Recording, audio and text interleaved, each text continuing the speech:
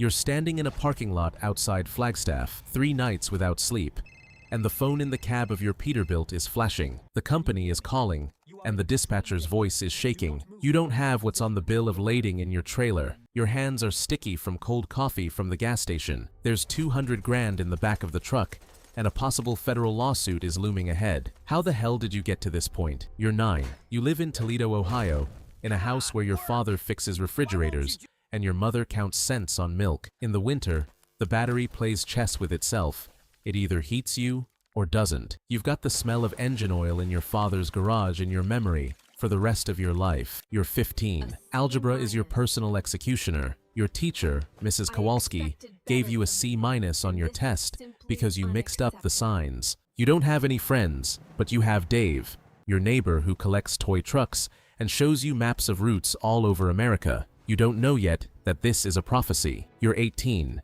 You get your diploma with a GPA that's embarrassing to show. The Army rejects you because you have flat feet. You go to work at a Shell gas station, sniff 10 gasoline tanks 20 hours a day, and when you graduate, it's not yours. You're 21. Your first dirty job is as a loader at an Amazon warehouse. $9 an hour, your back creaks like an old sofa. One day you drop a pallet of TVs and you get a fine that takes away half your salary. You cry in the car in the parking lot, quietly so your mom won't hear through the open window. You're 23. Dave calls and says, "Go take CDL courses. Truckers make decent money." First day behind the wheel, your hands shaking on the steering wheel of a 11-wheeler, you pull into the loading bay at an angle, and the guard yells so loud you can hear him in the entire warehouse. The cabin smells of old sweat and diesel. Your coach, a bald man named Garrison, smokes tobacco and has been silent for 70 years. First big fail.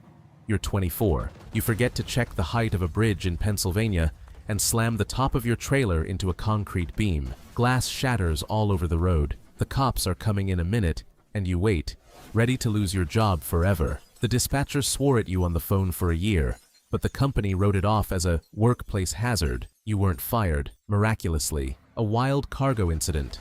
You're 26.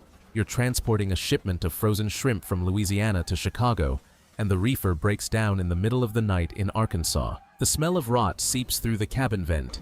You vomit on the side of the road. You call the customer, and he threatens you with a lawsuit. You sit on the highway for 6 hours, waiting for the equipment, while the shrimp turn into biological weapons in a metal box behind you. A moment of triumph. You are 29. You take a contract to transport expensive electronics across 3 states in one trip. They pay crazy money, almost $4,000 for the round trip. You feel like the king of the road?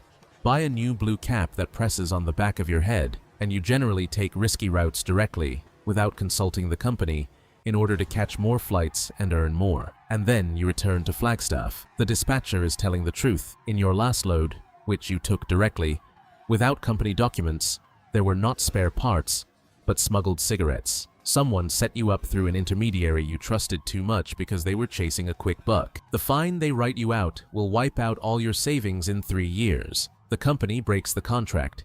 You lose your license for 6 months. You sit in the same cabin where it all started, listening to the hum of the idling engine and thinking about your father's refrigerator, which he repaired his whole life so that it would just work. You also want to just work, and instead you ran after a lump sum and almost went to prison for someone else's sin. Be honest.